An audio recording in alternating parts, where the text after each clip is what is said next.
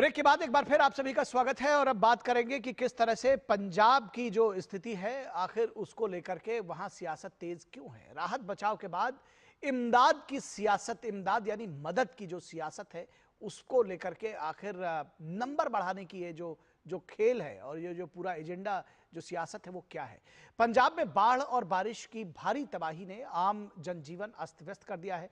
जिंदगी पटरी पर लौटने की कवायद थी, जोर शोर से इसके लिए कोशिशें की जा रही हैं। देश के कई राज्यों ने पंजाब सरकार के लिए मदद के हाथ बढ़ाए हैं। स्वयंसेवी संस्थाओं और व्यक्तिगत रूप से कई लोग बाढ़ पीड़ितों के साथ खड़े हैं। पीएम मोदी खुद बाढ़ग्रस्त इलाकों का दौरा करके तत्काल वित्तीय सहायता का उन्होंने ऐलान किया है। उन्होंने पंजाब के लिए अतिरिक्त वित्तीय सहायता देने का ऐलान भी किया है। इसके साथ ही राज्य सरकार को 12,000 करोड़ रुपए के आपदा प्रबंधन के लिए उपलब्ध कराया गया है। इसके अलावा मृतक परिवारों के लिए 2 लाख रुपए की अनुग्रह राशि भी दी गई है। लेकिन पीएम मोदी के इस पहल को आम आदमी पार्टी की सरकार नाकाफी बता रही है। बीजेपी, कांग्रेस और अकाली दल ने मान सरकार से पूछा है कि 12,000 करोड़ रुपए के आपदा प्रबंधन कहां खर्च हुए। कांग्रेस नेता अमरिंदर सिंह राजा का आरोप है कि मान सरकार ने आपदा प्रबंधन के पैसे को डाइवर्ट करके सैलरी में खर्च किया है। आपदा रिलीफ के लिए इनके पास पैसे नहीं है। विपक्ष का आरोप है कि यह बाढ़ नेग्लिजेंस की वजह से भी है। राज्य सरकार लगातार बांधों की मरम्मत के कार्यों को अनदेखा करती रही है। आम आदमी पार्टी की सरकार का दावा है कि 2185 गांव बाढ़ से पीड़ित हैं। सरकार ने 53 लोगों को इस आपदा में मृत्यु की जानकारी दी है। अब तक आर्मी, एनडीआरएफ, एसडीआरएफ ने 23,000 से ज्यादा लोगों को रेस्क्यू किया है, जिन्हें 115 रिलीफ कैंप्स में पहुंचाया गया है। आम आदमी पार्टी की सरकार का दावा है कि बीमार होने के बावजूद सीएम भगवंत मान हालात पर नजर रखे हुए हैं।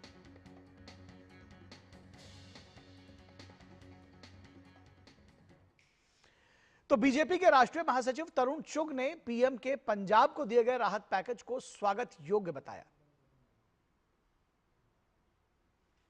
बहुत धन्यवाद करता हूं प्रधानमंत्री श्री नरेंद्र मोदी जी का, जिन्होंने पंजाब के हर तहसील का दौरा हवाई सुरक्षण हेलीकॉप्टर पर किया।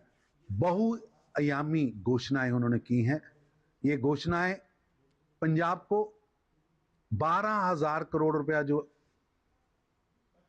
प्रधानमंत्री जी की ओर से पहले ही नेशनल डिजास्टर के लिए रखा है, उसके अतिरिक्त 1,600 करोड़ रुपया यानी 13,600 करोड़ रुपया पंजाब के अंदर इस डिजास्टर से निपटने के लिए उन्होंने आज उसकी घोषणा की। मैं उनका स्वागत करता हूं। वहीं पंजाब के कैबिनेट मंत्री हरदीप सिंह मुंडिया ने राहत पैकेज को अपमान बताया। अपमान करने वाली बात थी। 1,600 करोड़ क्या होगा, हजारों करोड़ का नुकसान हो तो वहाँ 1,600 करोड़ तो ये पंजाब का अपमान करके गए हैं मोदी जी, पंजाब की हेल्प नहीं करके। तो 1200 करोड़ 1,600 करोड़ रुपए की तो बात कर रहे हैं, लेकिन वो उस 12,000 करोड़ रुपए की बात नहीं कर रहे हैं जो पहले से मिले हुए हैं। कांग्रेस नेता अमरिंदर सिंह वडिंग ने कहा कि ये राहत पैकेज ऊंट के मुंह में जीरा जैसा है। देखो, 1,600 करोड़ रुपए का ये तो वो बात हुई कि ऊंट के मुंह में जीरा।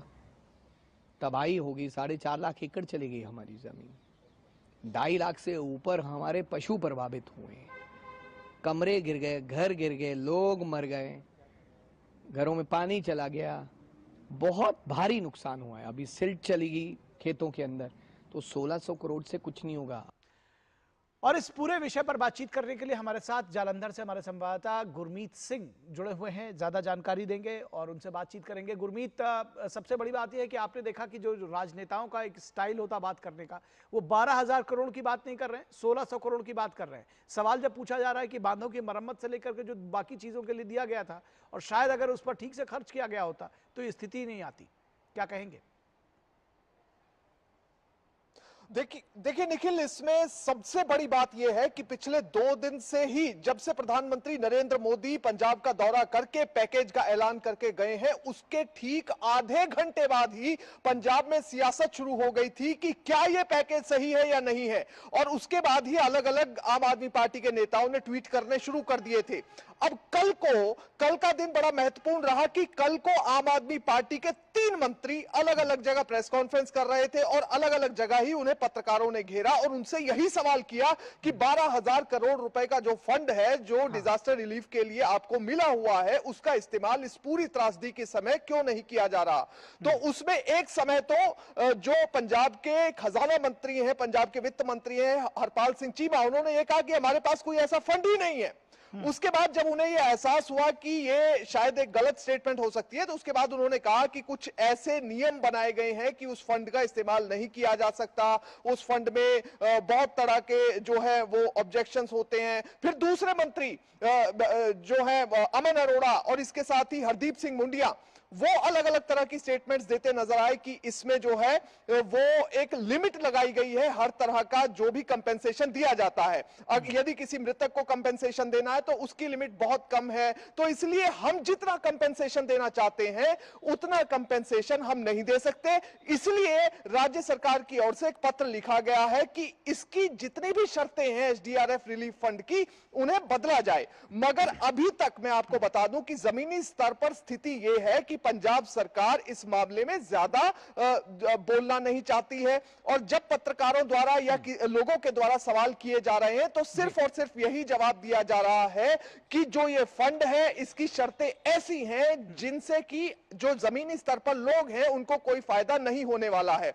और आपको बता दें कि ये जो एसडीआरएफ फंड है जो डिजास्टर रिलीफ केंद्र की ओर से दिया जाता है, उसमें 75% केंद्र का हिस्सा और 25% राज्य का हिस्सा है।